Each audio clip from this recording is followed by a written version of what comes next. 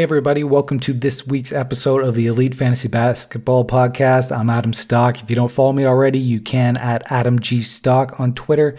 This week's pod is going to be a little different with the fantasy playoffs finally here. I'm going to be going through all 12 of last night's games, but I'm really just using those 12 games to break down the borderline players who are going to be on and off of rosters during the fantasy playoffs. When it comes to studs and solid mid-round guys, there's really not much to say at this point in the season. We're riding and dying with them during the fantasy playoffs. You just have to cross your fingers and hope they play well. To give you an example, the Suns didn't play last night, but if they did, I'd be talking about Jay Crowder and Cam Johnson and not Chris Paul, Devin Booker, DeAndre Ayton, and Mikal Bridges. Unless something unusual happened last night with a safe fantasy option, they're not going to be the focus of today's pod. When it comes to analyzing the usefulness of these low-end options, I'm going to be focusing a lot on the schedule. Schedule is everything at this point in the season. If you ask me a question on Twitter and it's between a guy with 4 games next week and a guy with 3 games, then I'm almost always going to pick the 4-game guy unless the 3-game guy is significantly more valuable and has more long-term value. That's it for the intro. 12 games, so we can't mess around today. We'll start by looking at the low-end options and the Raptors win over the Spurs. The Raps are a funny team right now. They're clearly trying to tank, but they just can't lose enough. With Zach LaVine down, they might tank their way into the play-in. Are we going to see Kyle Lowry rested during the play-in? Maybe. I'm only 90% joking there. Before we get into specific guys, we have to address the elephant in the room with the Raptors, which is their 2-game Week 17 schedule. That 2-game schedule pretty much forces you to drop Malachi Flynn and Gary Trent unless you're going to cruise next week or have a bye. Boucher is pretty borderline as well with 2 games, although I would try to hold him. When it comes to the big guns, the top 4, you can't really drop them unless it's the only way through. The Raptors actually play 5 games in Week 18, so if you can gut it out with Kyle, Fred, OG, and Pascal this week, you'll have a nice schedule on your hands in Week 18. Of course, the Raps are resting guys every game, so I wouldn't bank on 5 games from any of those guys, but also who knows. There is some uncertainty here. If the Raptors find themselves in that playing spot in a week, are they going to keep resting guys? That would feel kind of weird. Imagine sitting in a playoff spot and then just being like, nah, we're not going to make the playoffs. That is what a position the Raptors could find themselves in a week. As a Raps fan, I hope they don't. I hope they tank. I want to fade for Cade, but they may. If you have a bye or are going to crush next week, I would be grabbing Flynn and Trent. Flynn's rolls up in the air with when the Raps are semi-healthy, but if you do have a bye, there's no harm in holding him and seeing how it goes. If he doesn't look good with Fred back, then you can move on, but I would imagine the 5-game schedule in Week 18 would make him look at least decent. Trent is only a grab if 3s are a swing cat and you don't care about field goal percentage, at least in terms of 3s due to the big 5-game schedule. He could be a guy who swings the category and swings your matchup. If the Raps are resting guys, you also want to keep an eye on DeAndre Bembry during the 5-game week. Due to that big schedule, he'll be a great steals streamer if he's playing a decent amount. Over his last 5 games, Bembry has averaged 2.0 steals per game. On the Spurs side, Keldon Johnson, Rudy Gay, and Patty Mills are the guys we're watching and streaming. Keldon is not a hold. He's not even close to being a hold. I'm dropping in 14 teams as well, 12-team leagues. Even in 16, he's pretty borderline and low end. He hasn't been a top 200 guy for a very long time. The Spurs do have the best playoff schedule remaining. Them and the Grizzlies have the best schedule, but that's not enough for me. Yeah, you get 4 games out of Keldon every week, but he's just going to give you boards and nothing else really. Stream him if you need boards, but ignore him otherwise. Rudy Gay is actually a little more interesting because he can contribute in more cats. He's not playing a ton. He's only going to get 22, 23 minutes a night, but that's enough for him to produce one of those glue guy lines. Over the last 2 weeks, Rudy has averaged 11.1 points per game, 1.6 threes per game, 4.6 rebounds per game, and 0.8 blocks per game. That line doesn't jump off the page, but if you're in one of those matchups where almost every category is in play, he's a nice streamer. I actually really like Gay as a Week 17 stream because the Spurs' schedule is front-loaded. They start the week with 3 games and 4 nights, so you can get 3 games by Thursday night and then stream the rest of the week and maybe get 6 games out of his spot. That's a pretty nice setup. Patty Mills is just a 3 streamer. He's not a deep league hold. Pirtle is not a drop under any scenario with the Spurs playing 4 games every week going forward. Our next game is the Bucks blowout win over the Wolves. The Bucks won by 25, so all their starters played low minutes. Portis had 13, 7, and 5 with 2 steals. Stream him until Giannis is back and then drop him after that. Tucker was back last night as well, so when Giannis does come back, Portis is probably going to get squeezed and maybe play 15, 16 minutes a night. Won't have much value as a streamer in that situation, although he is an elite per minute player. You will want to watch him all season long, though, just because I bet Giannis gets some rest nights, and when Giannis gets some rest nights, Portis will probably give you a double-double. Dante DiVincenzo had a quiet night last night. He only had 7, 6, and 4 with no steals. To me, still holding all leagues with the Bucks having 4 games in each of the next 2 weeks. They only have 3 in week 19, so maybe it's a drop there. But until then, I think he'll play at a level worthy of a standard league roster spot. I don't think he's high upside when Giannis is healthy, but I think he's one of those guys where you can just lock him into a spot and not have to worry about blowing a move on replacing him. Guys like that have value even if they're not going to crush it on a per game and they're not going to swing your matchup. When it comes to the Bucks bench, I don't really see anything too interesting. Connington and Forbes are nice 3 streamers, but that's it. On the Wolves side, Jaden McDaniels didn't do much again. He had 13 points with 4 rebounds and 3 threes, but didn't pick up a D-stat or an assist. I don't really see the argument for holding him right now in standard leagues, even in 14-team leagues. He's expendable. The Wolves only have 3 games next week, so he's probably not even going to be a top 150 guy next week, even if he plays reasonably well. If you've been holding him, I would try to replace him before Sunday, just so you don't have to blow a move next week on replacing McDaniels. McDaniels has only been a top 200 guy over the last 2 weeks. Rubio only played 19 due to the Wolves just getting shellacked. He didn't score, but I would be holding on unless dimes or streams are not competitive in next week's matchup. He's been elite in both categories lately. Rubio's averaged 7.1 assists per game and 1.9 steals per game over the last month. Naz Reid started and played 31. That was because Cat was out due to the anniversary of his mom's death. When Towns is in, Reid only sees minutes in the mid-teens, so you can ignore him for now. Just run to him if Towns does miss time down the stretch, because Reid's still a permanent stud who can be a difference maker when he sees 30.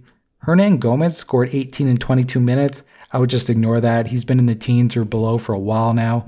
Okogie is actually the other Wolf that you should pay attention to. Should be a really good streamer in the playoffs. He's been crushing it in steals lately. Over the last month, he's sitting at 1.6 steals per game, and he's been trending up as the month has gone along. Game 3 is up next. We're banging these out. The Cavs versus Hornets. The Cavs won, and it was interesting because both Nance and Allen came back. No Sexton, though, last night, so we didn't get the full Cavs lineup. Love had 17 and 11 in 27 minutes. It looks like playing in back-to-back games is on the table, so he needs to be owned everywhere. The Cavs have 4 games every week from here on out, so Love could be a major difference maker if he continues to play in back-to-back sets. Dean Wade started and played 25. I would give him until the end of the week, but I'm not hopeful with Nance and Allen back.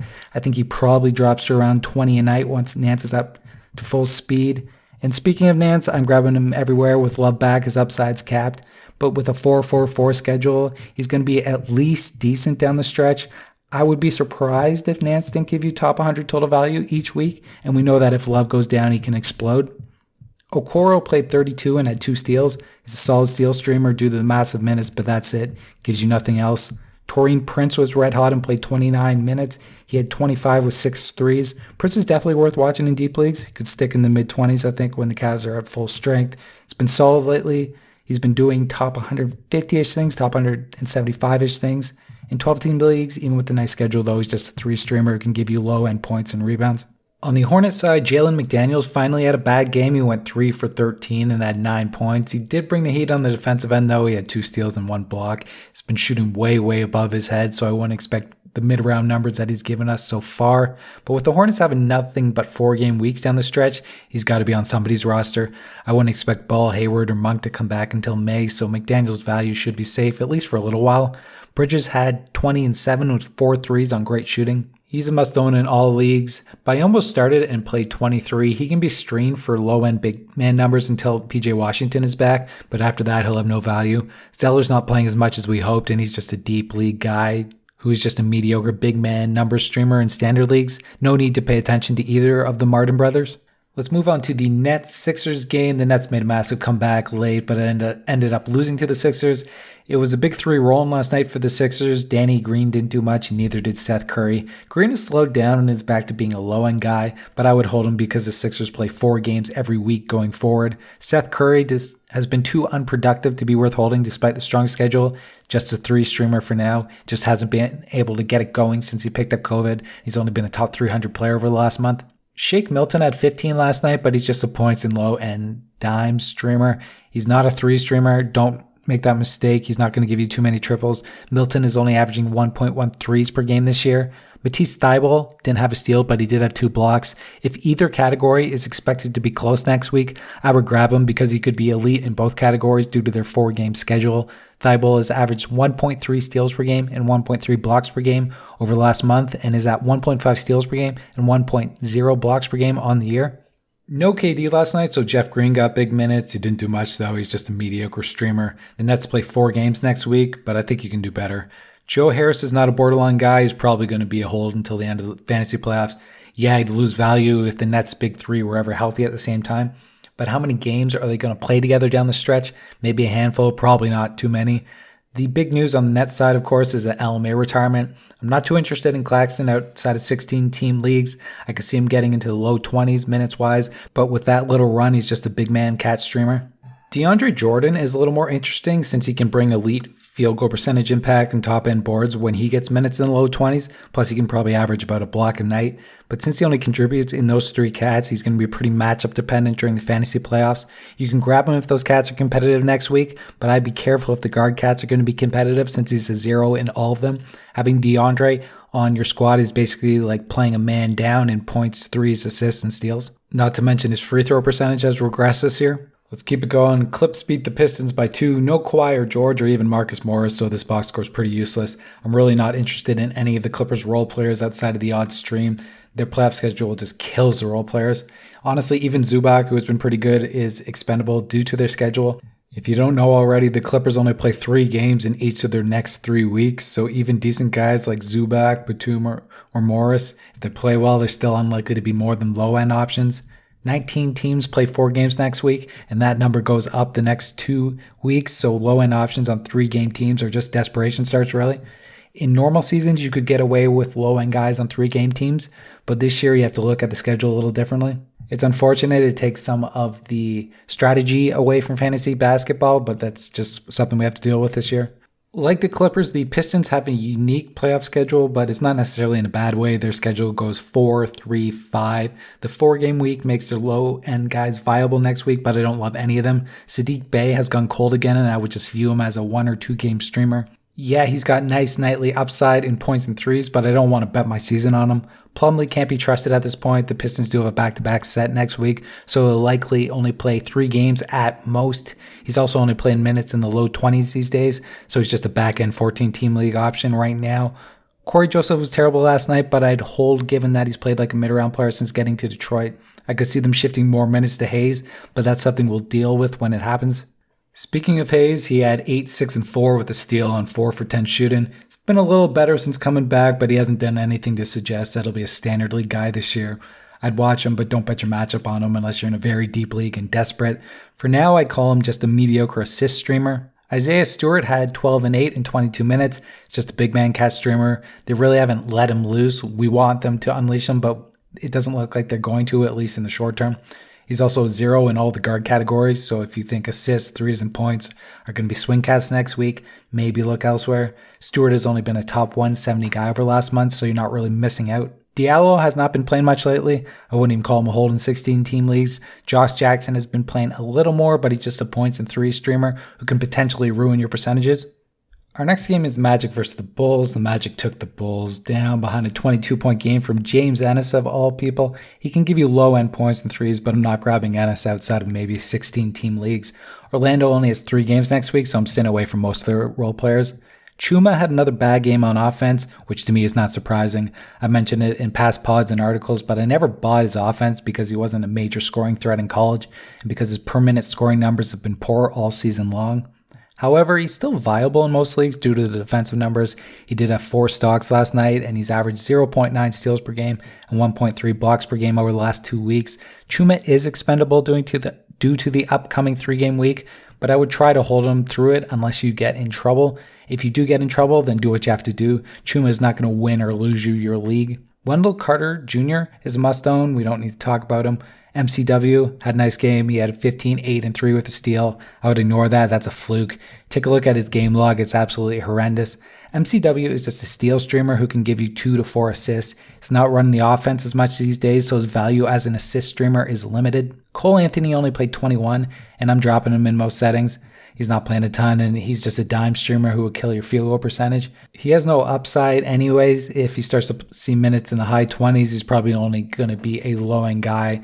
Nice assists, nice points, but drags in most other categories. Gary Harris is next. Man, this entire team is pretty mediocre streamers. He had a nice game last night with 15 points, 2 threes, and 6 assists. Seeing how this is in 2017, though, I'm not buying him. In 14-team leagues, I'm not touching him. In 16, I could see him being viable, but I doubt he'll be worth more than a streaming spot. Ross is the last guy we'll talk about on the Magic. In a 4-game week, I would want him, but with the 3-game week coming up, he's just a points and 3 streamer. The Magic's Week 17 schedule is actually even more problematic than the 3 games suggest because their games are really spread out.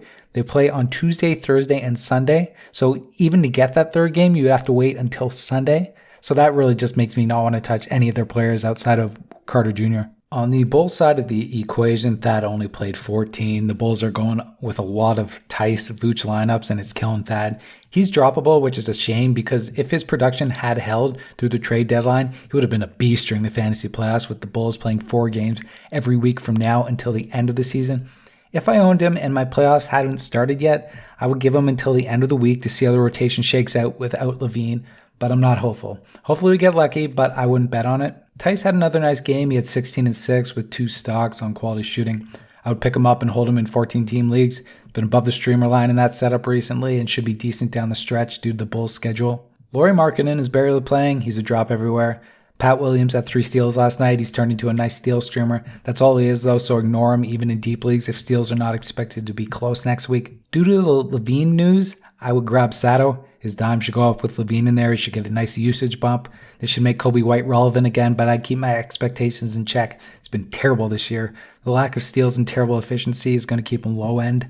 Definitely scoop and punt field goal percentage, just see where it goes, but I wouldn't call him a must-own outside of that build. Next up is the Knickerbockers taking down the Pels. Noel was a post-lock stretch with a sore ankle. That was incredibly annoying. I was raging. I can't imagine what it would have been like for guys who used them in DFS last night. Taj Gibson played 35 because of it and had 8 and 10. I don't think the Noel thing is a long-term issue, so I would ignore Gibson for now. If Noel is not back by the start next week, then it'll be cuttable. That's a tough cut for sure. But with the Knicks only having 3 games next week, if he misses even just one, then he's going to be close to a waste of a roster spot. Alfred Payton had 11, 7, and 4 in 20 minutes. That's good per minute production, but he's not playing enough right now to be interesting. He's not even a good streamer since he doesn't have many creation duties these days, and the steals have dried up. I'd ignore him even in 16-team leagues. Bullock had 16 and 4 threes. Points and threes are all he does, but he's solid in both. He'll be worth considering as a short-term hold in Week 19 when the Knicks play 4 games. Unfortunately, they play 3 games in both Week 17 and Week 18, so I wouldn't be rushing to him before that. Burks had 22 and 21 minutes. That's awesome, but with how inconsistent he's been lately and with how bad the Knicks' schedule is for the next 2 weeks, you can probably do better, even in 14-team leagues. Rose is like Burks. He's just a point streamer, except he can also give you low-end dimes, while Burks can give you a 3 or 2. On the Pelicans side, James Johnson was active after leaving their last game early with wrist soreness. He had a nice game with 13 points, 1 3, 5 board, 1 steal, and 2 blocks. He's been playing a lot. He's been playing decently with Ingram and Zion in there. So I wouldn't be rushing to drop him, although next week's 3-game schedule is a bit of a bummer. I call him expendable, but not a must-drop. Bledsoe had 6 and 3 with no other stat. Wait a sec, no, I lied. He had a foul too. Let's not shortchange him there. He's been useless since Zion and Ingram have been back, and he's a drop in 16-team leagues as well. The only other fantasy relevant guy here is Steven Adams, and his situation is pretty straightforward. Viable in punt free throw percentage where he can be a top 100-ish guy, but I wouldn't hesitate to cut him there if it helped me win during the fantasy playoffs. Outside of punt free throw percentage, he's more of a top 200-ish guy. The struggling Pacers got a must-needed win over the Rockets. On the Pacers side, TJ McConnell had a very TJ game. Only 4 assists, but he did have 4 steals. He's a hold, but since all his value is really in 2 cats, he's not untouchable. If you have no shot in assists and steals this week because you're facing a small ball team and you're a big, heavy team, then he's going to hurt you more than he's going to help you. Justin Holiday had another bad game. Still can't shoot. He had 5 points on 9 shots. Still a very nice threes and steal streamer, but that's really all he is at this point. If it was the middle of the season, I'd be saying be patient, but the time for patience is over. Doug McDermott was out with an ankle injury, so Jeremy Lamb played 30 minutes and responded by scoring 18 points, hitting 4 threes and picking up 5 stocks. I'm not rushing to add because we don't know the severity of the McDermott injury, but if it does cost Dougie some time, then I would add Lamb. We know he can be a mid-round player when he's playing well, and the Pacers' 4-game Week 17 schedule could make him pretty useful next week. On the Rockets side, Olenek went ham again. He's looking like a league winner. He had 25 points, 10 boards, 3 steals, and 1 block. Congratulations if you grabbed him. He's not a borderline player, and neither is Jayshawn Tate. Tate put up his usual glue guy line last night, 11 points, 6 boards, 5 assists, and 2 steals on good shooting. His line never pops, but he's been doing enough to be a top 75 guy over the last month. Wall had 31 points on 29 shots. He's not going to produce pretty lines in the efficiency categories, but the popcorn stats should be nice enough down the stretch to keep him on the roster despite the missed games. There's been no signs that rumored surgery is happening. KPJ had a very KPJ line, 19, 5, and 3 with a steal and 2 threes, but on 6 for 15 shooting with 4 turnovers. I can't really give blanket recommendations on KPJ because his value is so build and matchup dependent. The one area where I can say you should definitely consider all of your options is if you are punting assists. In that setup, he's not even a top 350 player, and he's going to hurt you far, far more than he helps you. KPJ in that setup is basically a point streamer since he's below average in the efficiency cats, threes in the defensive categories. That's a lot of hits to take for a points boost. We'll move on to the Warriors versus the Thunder. This was the Steph show again. He's now averaging 40 points per game on 77 true shooting this month. He's basically putting up the GOAT scoring month. I hope you're not going against him in a playoff matchup. 77 true shooting is just stupid. With Jokic slowing down a little, it would not surprise me if Curry was the MVP of the fantasy playoffs. Bazemore is starting with the Warriors down Oubre. Until Oubre is back, Baze makes a nice threes and steal streamer. Besides Bazemore, none of the bench options are interesting. The supporting cast is just a joke. Looney is a deep league big man cat streamer, but unless you're in like a 30-team league, you could probably do better. Jordan Poole at 17 and 25 minutes last night. Find a stream as well until Oubre is back, just for his points. But once Tsunami Poppy's healthy, then I look elsewhere for points. Poole will be in the single digits most nights when Oubre is in there. On the Thunder side, Bazley had 22 and 8. That's nice to see, but with the Thunder having 3 games next week, I don't see you can add him outside of 16-team leagues. If Bazley is a top 200 player next week in 3 games, I will be shocked. Isaiah Roby had 9 and 4 with a steal and 4 turnovers. Roby is a guy I try to stay away from in 9-cat. He's averaging 2.6 turnovers per game over last month, and I just don't want that nonsense from one of my low-end guys. 2.6 turnovers per game is fine if you're a top 50 guy, but I'm not tanking my turnovers for a mediocre line like Roby produces. In 8-cat, still not a 12-team guy. Not really even a 14-team league guy either. Moses Brown had his second big game in a row. He's fine to pick up if he was dropped, but I think he'll be hitting the waivers next week anyways. With the Thunder only having 3 games, he'll just take 1 dud, and he's pretty dud prone these days if you haven't noticed, to make him a tough use of a roster spot. The Thunder play on Monday of Week 17, so I wouldn't drop just this moment, but after that Monday game, I would consider moving on and streaming his spot. Teo Maledon had 11 and 5. He's not viable outside of punt field goal percentage, and due to the week schedule next week, I really don't have any interest in him in Week 17, even in friendly builds. Week 18, that's a different beast with the Thunder having 5 games. I'm not running to him then because the field goal percentage hit with 5 games will be deadly, but at least he'll be viable in that week. Civvy started with Dort out and had a big game, but he's just a 3 streamer. Not a particularly good one either. He's only averaging 1.3 threes per game over the last 2 weeks. The Mavericks beat the Grizzlies on a ridiculous game winner by Luka. If we're being honest here, it was a bit of a fluke, but they all count the same. If you have a bye week next week, grab the Mavericks role players. They have 5 games in Week 18. If you do not have a bye, then everyone not named Luka or Kristaps is droppable because the Mavs only play 3 times in Week 17. That's really all there is to say here. Kleba, Richardson, Brunson, DFS, and Hardaway, they're not top 100 players, so in a 3-game week, they will be lucky to crack the top 150. The Grizzlies have the most games remaining with a 4-4-4-5 schedule to finish up the year, so unlike the Mavs, a lot of their role players are viable next week. Kyle Anderson's a must-own. JV's a stud. He's absolutely destroying fantasy leagues right now. But beyond that, everyone else is just low end. Yeah, I'm including Ja Morant in that group. Honestly, low end is actually exceptionally generous these days. Morant has not been a top 300 player over the last 30 days.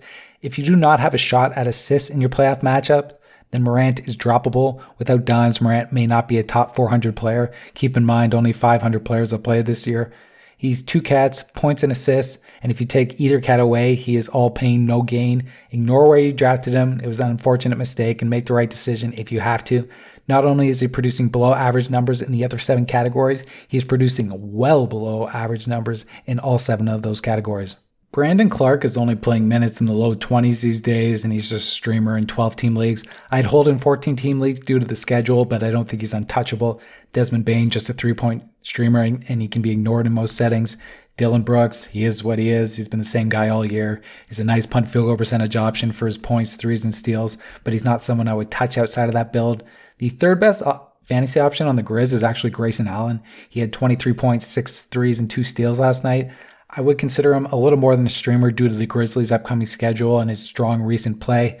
It's a surprise, but we've just got to roll with it. Over the last 8, Allen has averaged a pretty useful 15 points per game, 3 threes per game, and 3 assists per game. He missed some big free throws last night, but he's usually a pretty good source of free throw percentage impact as well. Our second last game of the night is the Nuggets versus the Heat. The Nuggets steamrolled the Heat. There are 4 guys to discuss on the Nuggets side. It's Barton, Morris, Facu, and Gordon. Barton is the only one of the 4 that I would view as more of a streamer. He was terrible last night, but he has a nice opportunity ahead of him with Murray down. I don't think he's going to be a difference maker down the stretch, but I think he'll be a guy who you can slide into a roster spot and not have to worry about burning a move to replace him during the fantasy playoffs. I know some are interested in Morris because of what he did last year, but I don't see it. The Nuggets offense is not the same this season, and Morris is not going to get as many opportunities as he did last year. Started last night, but he only had 11, 3, and 2 with 1 3 and no defensive stats in 26 minutes.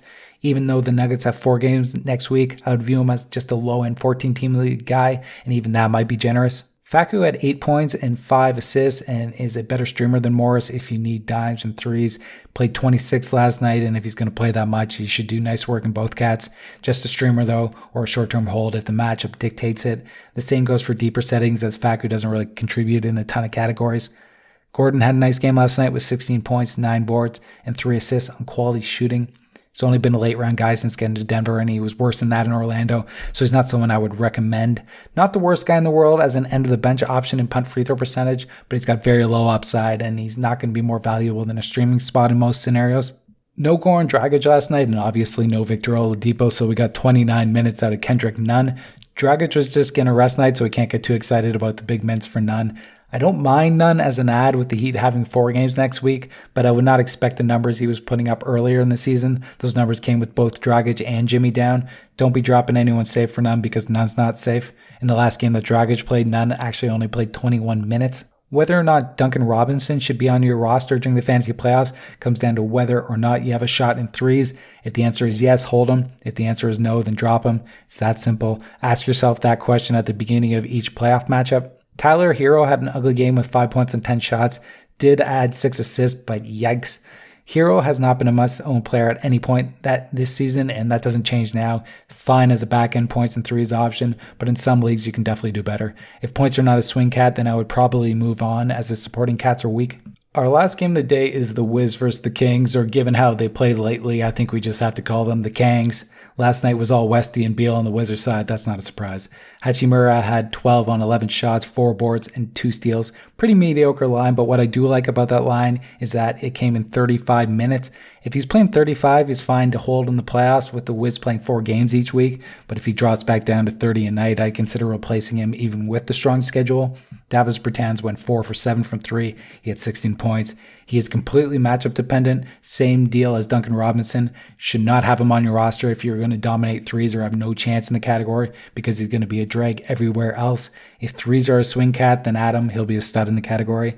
The only other interesting player on the Wiz is Daniel Gafford, and he only played 16 minutes last night. If your playoffs haven't started, give him until the end of the week. If his minutes haven't ramped up by then it's time to think about cutting him. He's been an elite per minute player in Washington, but he hasn't played more than 17 minutes in a game there.